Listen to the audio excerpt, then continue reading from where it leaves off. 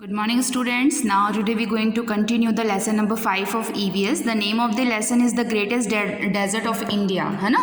तो अभी तक हमने डेजर्ट एरिया के बारे में पढ़ा था, शिप के बारे में पढ़ा था। अब हम पढ़ते हैं वहाँ के वेजिटेशन के बारे में कि वहाँ का वेजिटेशन कैसा है, यानी कि वहाँ कौन कौन सी चीज़ों, वेजिटेशन का मतलब होता है वनस्पति, कि वहाँ पर कौन कौन सी चीज़ों की फसल होती है। Due to the scanty rainfall there is a less vegetations in this region. Shrubs, thorny bushes and the cacti and the trees like the palm, kikar, babul and the grasses grow in the Thar desert. It means कि यहाँ पर Sandy होने की वजह से, it mean रेगिस्तान ज़्यादा होने की वजह से जो नॉर्मल ग्रोइंग एरियाज़ है वो यहाँ पर नहीं हो पाते। यहाँ पर कुछ ऐसी फसलें, ऐसे पौधे होते हैं जिनमें कांटों की मात्रा ज़्यादा होती है, जैसे कि बबूल हो गया, कैक्टस हो गया, किकार हो गया।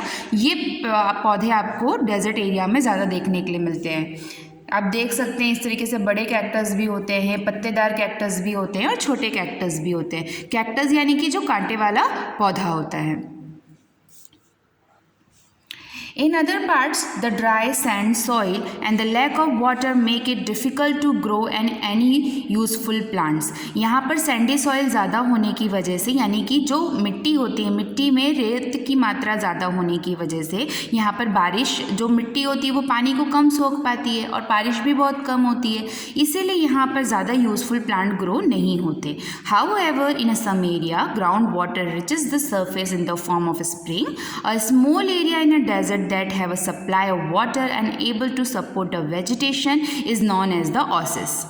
We can find tree of dates, palm, kikar, babul growing from the oasis. यानी कि कई ऐसे पेड़ पौधे होते हैं जो यहाँ पर सिर्फ वैसे ही पौधे टिक पाते हैं जो कि कम पानी में भी बहुत अच्छी ग्रोइंग लेते हैं। जैसे कि यहाँ पर आपको कुछ पौधों कुछ दिखाए गए हैं पिक्चर्स, जैसे कि गेट्स, ये गेट्स का पौधा होता है, चाहे तो आप इसका हिंदी में नाम गूगल पे निकाल सकते हैं।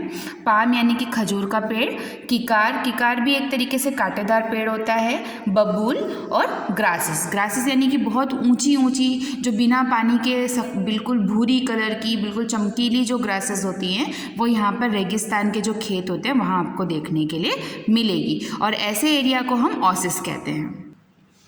People in desert also settle in the area which they have to access the food and water.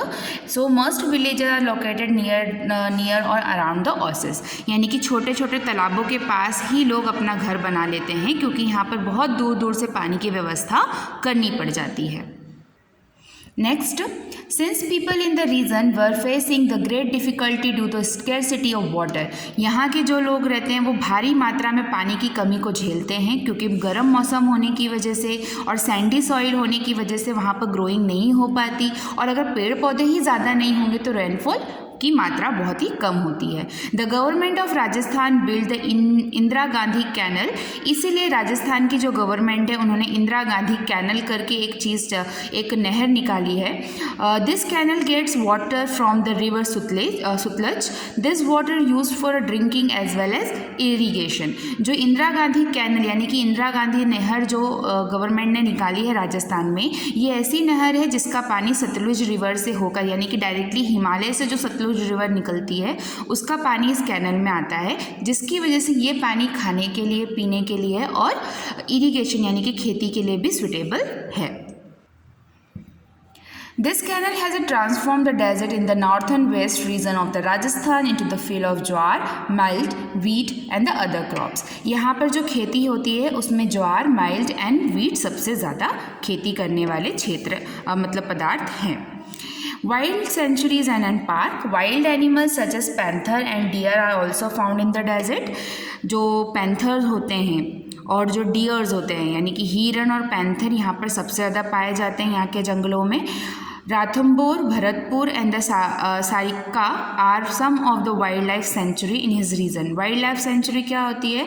Wild life sanctuary वो होती है जहाँ पर जंगलों में पाए जाने वाले जो हमारे वाइल्ड एनिमल है उनको सिक्योरिटी के साथ रखा जाता है, उनका शिकार करने के लिए पूरी तरीके से पाबंद होते हैं लोग, उन्हें हम नेशनल सिक्योरिटीज़ रहते हैं। हर क्षेत्र में, हर स्टेट में अपनी एक अलग से नेशनल सेंचुरी होती है। सो स्टूडेंट, हमने यहाँ पर क्या क्या पढ़ा, एक बार फिर से देख लेते हैं इस चैप्टर का। सबसे पहले हमने पढ़ा था the great Indian desert of the Thar desert cover in the large of area Gujarat, some part of Rajasthan, Haryana और पंजाब। यानी कि थार डेजर्ट के बारे में पढ़ा जिसका ज़्यादा हिस्सा राजस्थान में है और उसी के साथ कुछ पार्ट्स उसके गुजरात, हरियाणा और पंजाब से भी अटैच्ड है। इसके बाद the climate of Thar desert is hot and dry through out the year. पूरे साल गर्म रहता है और बहुत ही ड्राई रहता है। दिन में जितनी गर्मी होती है रात में उतनी ठंड हो जाती है। Crops like wheat and milton in the cultivate of the area irrigation by canal, वहाँ पर ज़्यादातर वीट और ज्वार वगैरह की खेती ज़्यादा होती है। Mainly shrubs, thorny bushes and the trees like the dates, palm, kikar and the babul are the grown in Thar desert. यहाँ पर सिर्फ कांटेदार पेड़ होते हैं जिनके नाम डेट्स, पाम, किकार एंड बबूल हैं। जो मोस्टली कांटेदार पेड़ होते हैं वो यहाँ पर ज़्यादा पाए जाते हैं। ये हमने इस चैप्टर में पढ़ा। आई होप आपको ये चैप्टर समझ आया होगा। Have a good day.